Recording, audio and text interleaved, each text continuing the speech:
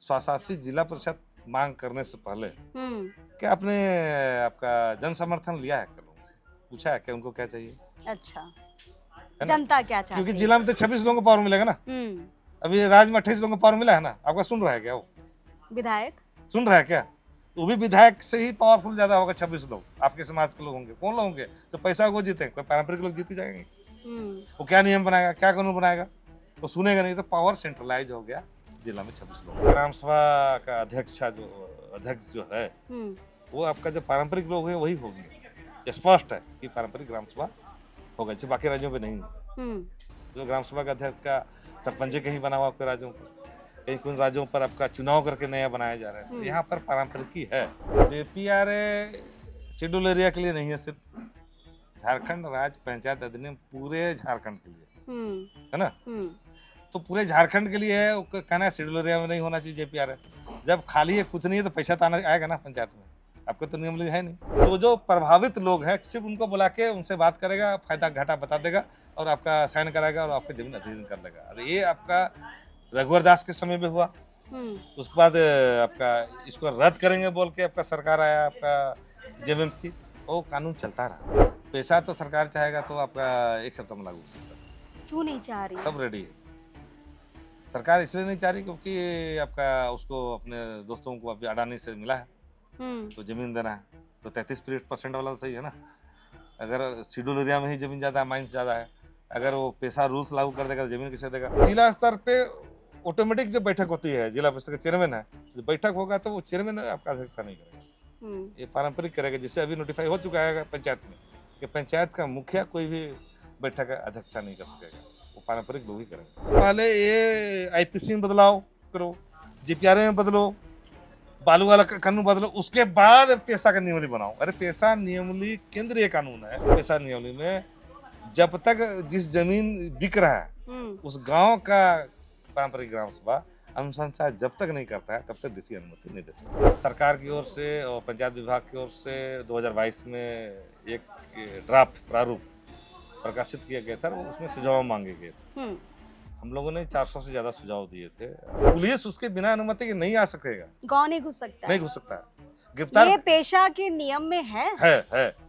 ठीक है। अगर गिरफ्तार कर लिया है कोई, अगर 10 साल ऊपर वाला, तो उसको 24 घंटा के अंदर पे उसको अगर नहीं बताता है, इंटीमेट करता है ग्राम सभा को, तो कोर्ट में ऑटोमेटिक उसके केस नाम हो जाएंगे।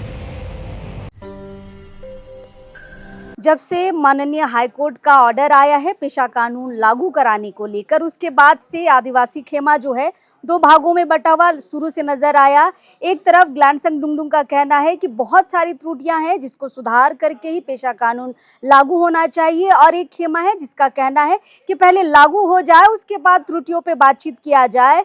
और वे जेपीआरए का समर्थन भी कर रहे हैं कि जिस तरीके से 8 राज्य में जेपीआरए के तहत पेशा कानून लागू हुआ है उसी के तहत लागू हो जाना चाहिए।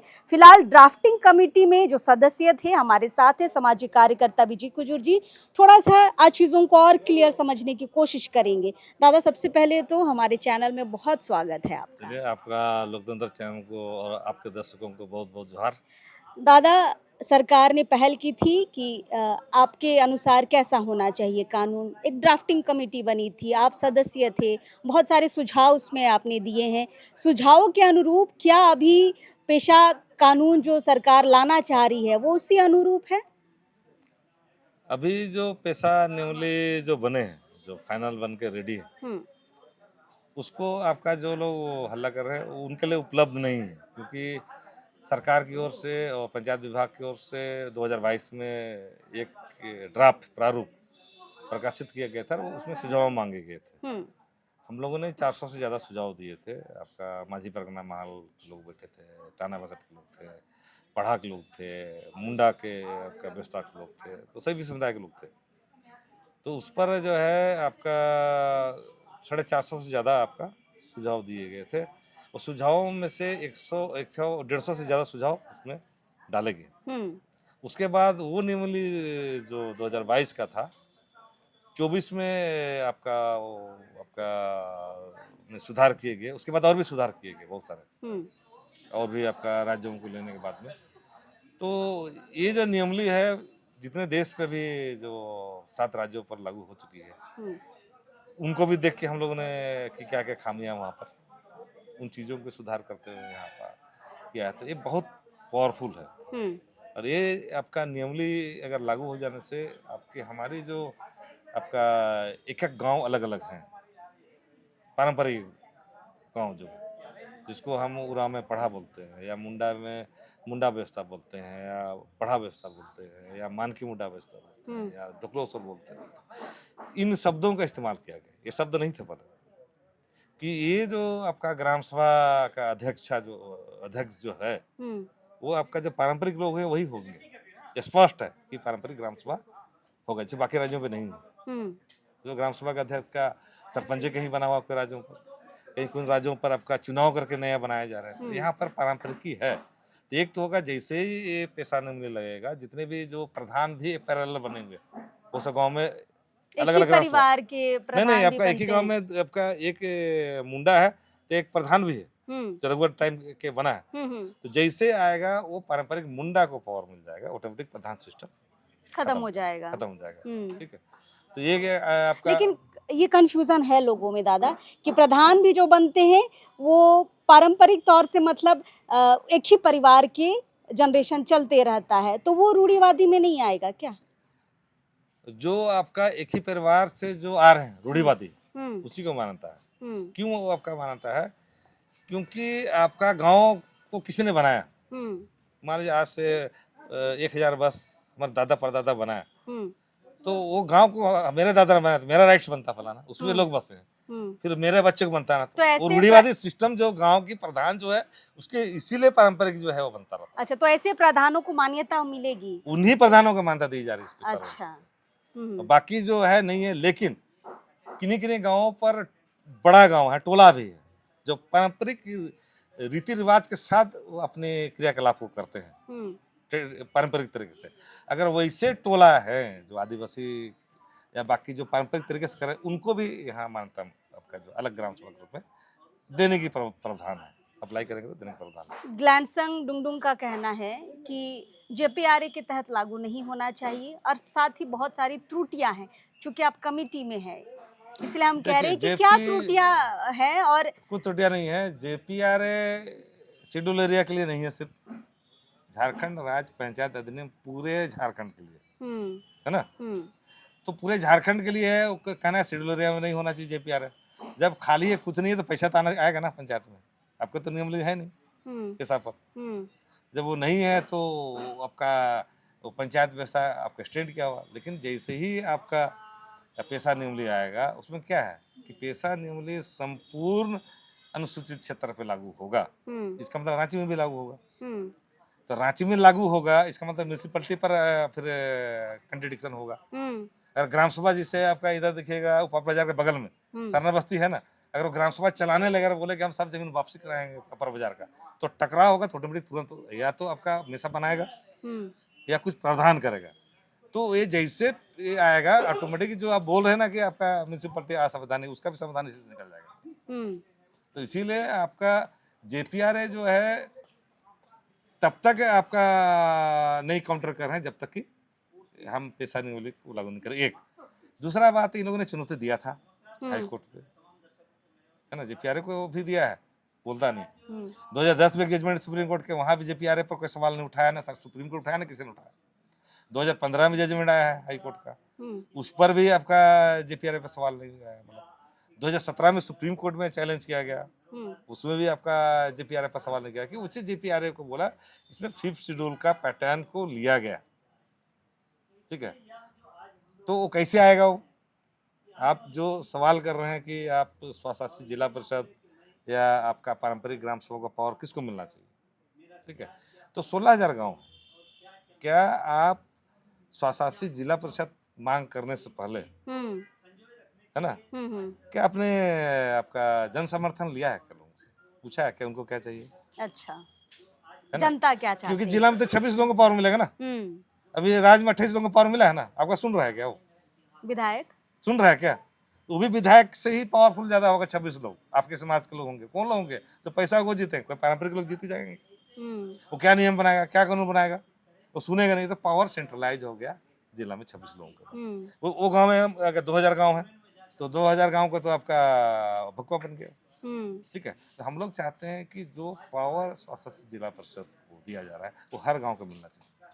हमारी न्यायिक प्रणाली है, जिला में नहीं मिलना नहीं चाहिए, मिलना गांव को मिलना चाहिए, डिसेंट्रलाइज होना चाहिए।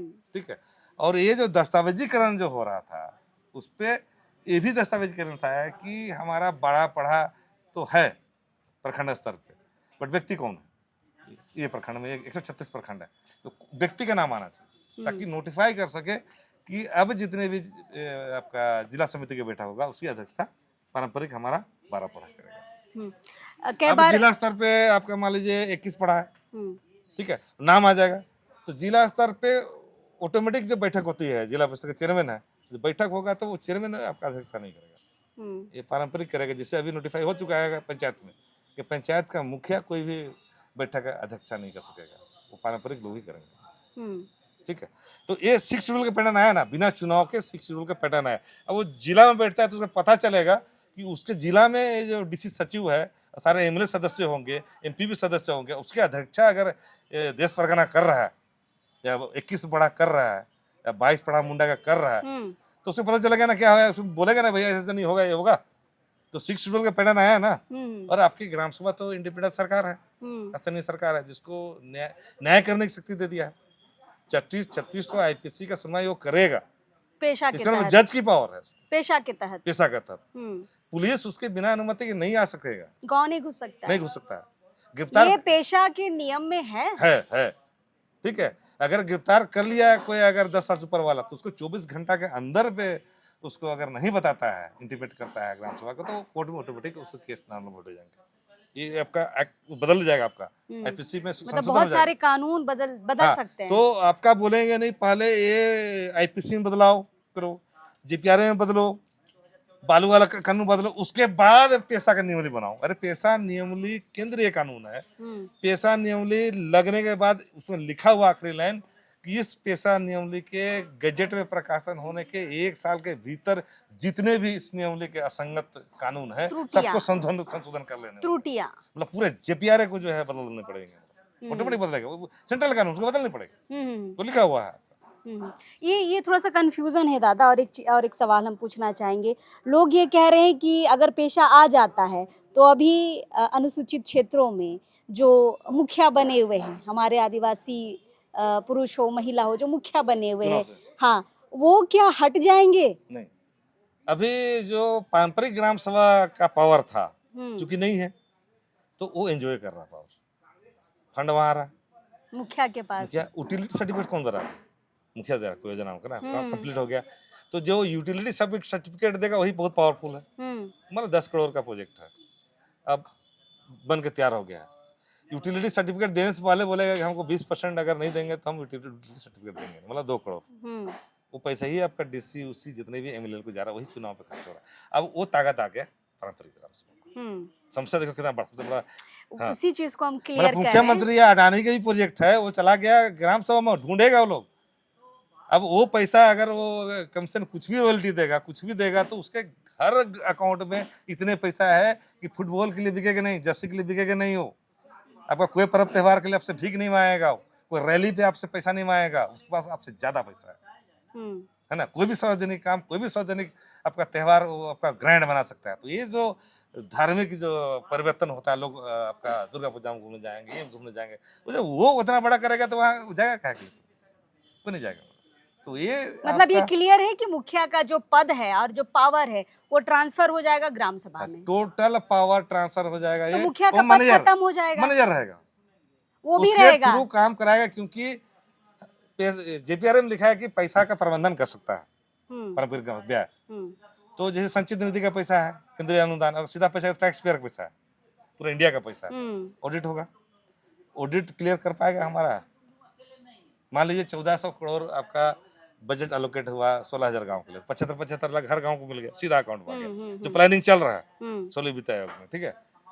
तो मैंने बोला क्यों नहीं इसको डाल दिया जाए, पैसा भी दिया करेगा। तो बोला कि पैसा अगर हैंडल करेगा तो मालिक कहाँ रह गया, पैसा तो उसका मैनेजर गिनना चाहिए। तो मैनेजर कौन है? मुखिया। अगर गड़बड़ करके आदेश देना आपको, कुछ भी गड़बड़ करके फंसे के जेल हो जाएगा मुखिया को। हाँ, जेल का प्रावधान है, जेल का प्रावधान है, जेल का प्रावधान है, गड़बड़ करेगा तो नहीं तो आपका पारंपरिक ग्राम सभा गिनेगा तो डीसी बोलेगा अभी तो ये गड़बड़ की है आप, अच्छा, हम लोग ग्राम तो सभा आपको में ब्लैकमेलिंग कर सकता है उसको, आपके अच्छा, गलत पेपर में साइन करा सकता है। मतलब पावर सीमित हो जाएगा। हाँ हाँ, जो मुखिया का पावर है अभी वो सीमित हो जाएगा। मुखिया का पावर सीमित हो गया, हम्म, डीसी का पावर सीमित हो गया, इसीलिए हो गया कि अभी सीएनटी एसपीटी एक्ट में वो रूम में बैठ के पैसा देके 2 आदमी डील कर लिया डीसी से और अनुमति ले लिया हम्म, 46 में, हम्म, और जमीन का वो बिक गया। 20 साल तक आपको पता नहीं चला आपके गांव के कोई जमीन बिका हुआ। 20 साल के बाद अचानक होता है, वो बिल्कुल पुलिस होता है लेके ऐसा। आएगा, लड़िएगा तो दस्तावेज दिखा देगा। हम्म, ठीक है।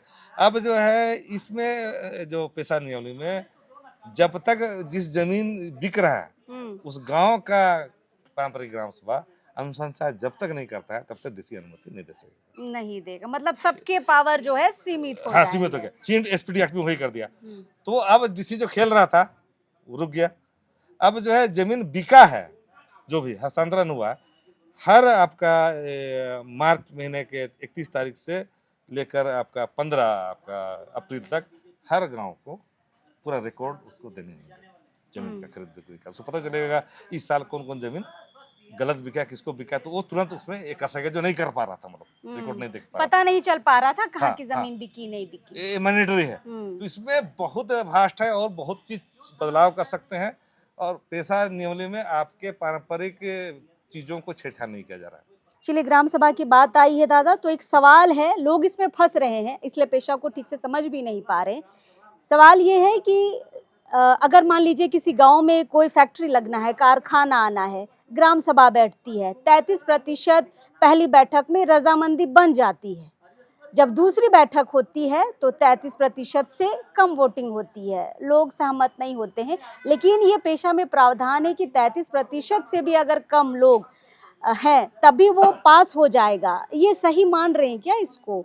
दूसरी बार में अगर कम लोग आ रहे हैं तब भी पास हो जा रहा है? नहीं, देखिए पेशा पे ये बातें नहीं है, पेशा पे है सर्वसम्मति है। मतलब सर्वसम्मति मतलब आपका आपका 51% से ज्यादा होता है, मतलब जो आपका लोकसभा बाकी भी है उसका मतलब वही होता है। तो घर में भी आप 4 लोग हैं तो आपका सर्वसम्मति होता नहीं, अगर 3 लोग मान लिए तो सर्वसम्मति माना जाता है। ये बातें कहाँ से आई? ये बातें लार जो है कानून, केंद्रीय कानून 2013 ये में बना। 33% की बात तो है ना? हाँ, तो वो उस कानून में है, पेशा पे नहीं है। नियमावली में आपका जो है अभी तक वो फाइनल नहीं है, सरकार चाहेगी तो जो लार में है वही आपका जो है पेशा में भी जो है वही चीज पेशा नियमावली में भी ला सकती है, उसको हमने सरकार पर छोड़ दिया। जितने 99% बने हुए, चूंकि JLR झारखंड का रघुवर सरकार ने 2015 में कानून बनाया और उसपे ये लिखा कि सर्वसम्मति से तो होगी जमीन अधिग्रहण, लेकिन 33% कोरम अगर पहली बैठक में पूरा नहीं होता तो अगली बैठक पे कोरम पूरा करने की आवश्यकता नहीं है। सबसे खतरनाक चीज लिखा है इस कानून में। कैसे करेगा? वो जो प्रभावित लोग हैं सिर्फ उनको बुला के उनसे बात करेगा, फायदा घाटा बता देगा और आपका साइन कराएगा और आपका जमीन अधिग्रहण कर लेगा। और ये आपका रघुवर दास के समय में हुआ। उसके बाद आपका इसको रद्द करेंगे बोल के आपका सरकार आया, आपका जेएमएम की, वो कानून चलता रहा, हटा नहीं है आपका 24 तक चलता रहा। और जमीन का बंदरबाट जमीन सरकार ने किया, फिर सरकार आया, फिर अब भी वो संशोधन नहीं कर रही, क्योंकि वो संशोधन करके सरकार आपको उसको तो इसी को लेके तो ग्लैंडसंग जी कह रहे हैं ना। हाँ, तो कर देना सरकार के हाथ में टीएससी है, कर दे। नहीं तो आपका राज्यपाल कर सकते हैं, जैसे महाराष्ट्र में जो भी ये प्रॉब्लम है, लेकिन महाराष्ट्र पे राज्यपाल ने एक अध्यादेश जारी कर दिया, एक गजट नोटिफिकेशन जारी किया कि आपका सर्वसम्मति से जमीन अधिग्रहण होगा। 100% कर दिया, 100% कर दिया तो ऑटोमेटिक आपका JLR को संशोधन करके सरकार को करनी पड़ेगा। मतलब ये त्रुटि है जिसको सुधार करने की जरूरत है सरकार को। वो सरकार को करना है। जब तक सरकार नहीं करेगा, विभाग का लोग अगर लिखी जाती है नियमावली में तो वो राजस्व विभाग से क्लियरेंस होना फाइल वो रोक के रखेगा। अच्छा, क्योंकि उसके पास पावर नहीं है 100% लिखने का, उसका कानून में जो है 33% वाला है। तो ये तो सरकार आपका संशोधन कर दे, लेकिन इसी सब मुद्दे या को लेकर सरकार संशोधन कर दे। तो पेशा रुका हुआ है ना। ग्लैंडसंग बार बार इसी पे तो विरोध दर्ज तो कर रहे हैं। सरकार इसको संशोधन कर दे JLR को, या राज्यपाल गजट नोटिफिकेशन जारी करके बोल दे कि अनुसूचित क्षेत्र में जमीन का अधिग्रहण जो है आपका सर्वसम्मति से ही होगा, कर दे, हो जाएगा खत्म। तुरंत आपका हर जगह एक समस्या पेशा पर रूल्स पे ये है, दूसरा जो सवाल उठा रहे हैं आपका स्वास्थ्य जिला परिषद स्वास्थ्य जिला परिषद होगा बोल के कुछ लोग कहने की वजह से भी ये आपका जो है विवाद आपका बना हुआ, और खुद ने कुछ मंत्री कर रही है। 2024 में भी लिखित रूप से आपका हमारे माननीय मंत्री आपका शिल्पी नेहा तिर्की आपका लिखित रूप में आपका ऑब्जेक्शन की है। आज भी सार्वजनिक रूप से कही है कि यूट्यूब में यहाँ वहाँ बोली है कि नहीं पी पेशा होना चाहिए। तो पी पेशा नाम बोलकर आज तक तो मैंने किसी गजट में देखा नहीं। द प्रोविजन ऑफ द आपका पंचायत एक्सटेंशन तो शेड्यूल एरिया 2 बार पी है, लेकिन उसका एक्रोनियम जो है पेशा के रूप में ही आपका बोला गया। पेशा मतलब ही प्रोविजन ऑफ द पंचायत आ जाता है। इतने विवादों के बावजूद क्या लगता है पेशा कब तक लागू हो पाएगा? पेशा तो सरकार चाहेगा तो आपका 1 सप्ताह में लागू हो सकता है। क्यों नहीं चाह रही? सब रेडी है। सरकार इसलिए नहीं चाह रही क्योंकि आपका उसको अपने दोस्तों को अभी अडानी से मिला है तो जमीन देना है, तो 33% वाला सही है ना। अगर शेड्यूल एरिया में ही जमीन ज्यादा है, माइंस ज्यादा है, अगर वो पेशा रूल्स लागू कर देगा तो जमीन कैसे देगा? मतलब पेशा आने अगर से सहमति कर दे, पेशा आने से सरकार को दिक्कत है? सरकार को बहुत दिक्कत है, आपको पूंजीपतियों को बालू का स्वामित्व खत्म हो जाएगा सरकार का। तो एक छोटा एक पार्ट हो गया। ये बाकी छोटा बहुत है, सारा बड़ा क्या है? बाकी तो आपका जमीन वापसी बहुत बड़ा मैटर। किसकी जमीन वापसी? अरे आदिवासी सीएनटी एसपीटी एक्ट तो सादा पट्टा में जो बैठे हुए हैं सालों 700-150 साल से, वो तेरे पास पावर आ जाएगा। अभी तो चिट्ठी लिख के थक जाते हैं, डीसी को बोल बोल के हटाता नहीं है।